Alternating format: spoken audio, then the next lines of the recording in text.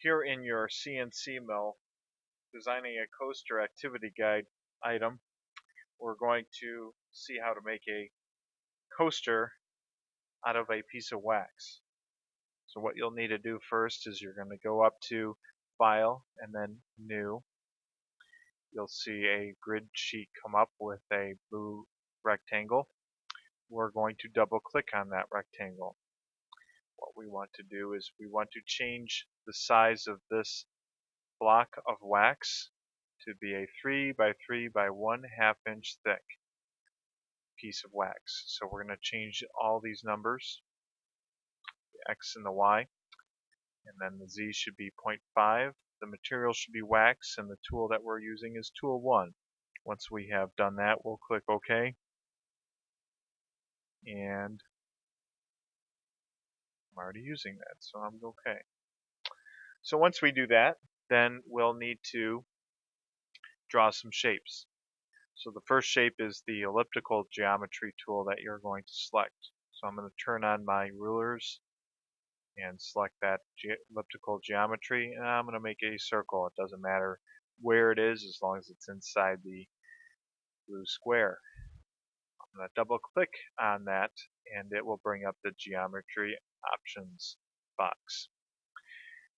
What I'll be able to do is change the properties of this circle so that it fits inside the square.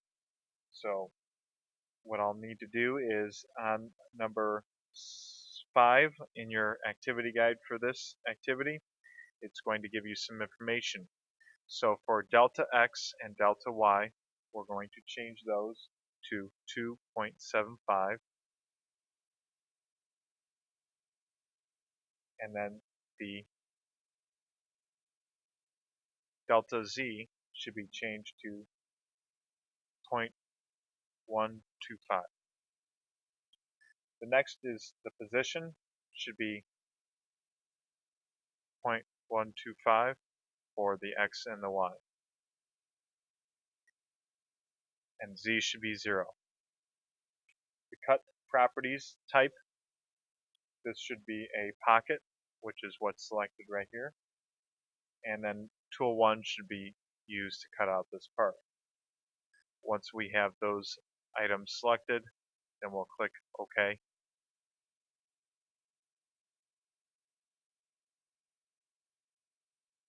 And we'll need to change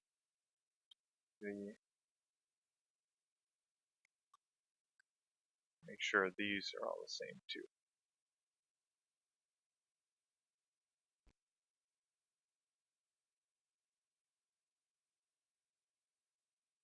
There we go. Okay, so now we have our circle. So it's important to make sure all the numbers are correct, or else you'll get error messages like that. So the decimal place, that's very important, so we don't have the wrong numbers. Because if that part that we make that we want to cut out doesn't fit inside the rectangle here, the shape, it won't work. So once we have that, we'll save this as our activity in our student folder here, and we'll navigate to our student folder where we're saving stuff, put in our last name, and then put the lesson that it goes with, and save that guy. The next is we're going to make a regular polygon geometry. So we're going to go here to the regular polygon geometry.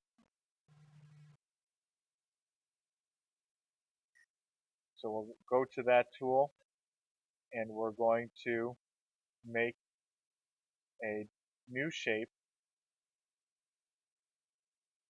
that we'll use to create a groove in the coaster. So the regular polygon geometry, we're going to draw that inside of our circle, and we're going to edit that so the delta x for the top position, top dimensions, is going to be 1.75 and 1.75.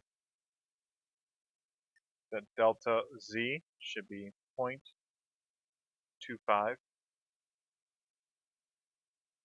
These numbers here should be greater than these numbers here. So the top X and Y should be greater than the bottom X and Y, just to keep problems from occurring later. The position section. So we're working on number 9 in your binder. So if you need to reference that for these numbers, they're in there for this.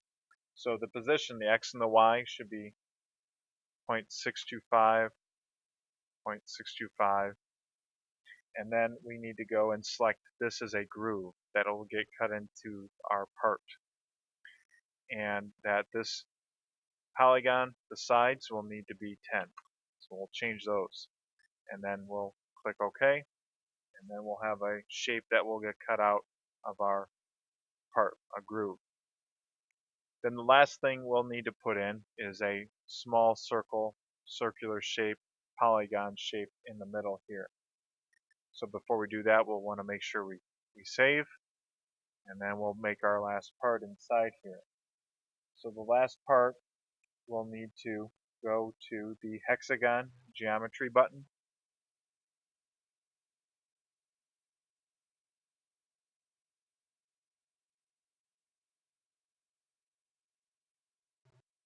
And we'll need to select that and draw that shape in the middle.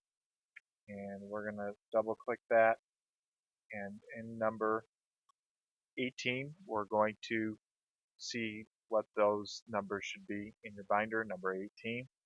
So the dimensions section, the delta X and delta Y for the top dimensions should be 0.5, and that the bottom should be 0.5 for delta X and delta Y, and then the Z, the depth, should be 0.375 inches. In the position section, we need to make sure that those are both 1.25 and that the Z is 0 and that tool 1 is being used to cut this out. Once we have that, we'll click OK. We'll have our final shape. Once we're finished, we'll need to do a final save, and then you'll need to do the export to GM file to your student folder along with where your save is at. At this point, you'll need to then open up the CNC mill software and load the file you just saved and set up the CNC mill to machine this part.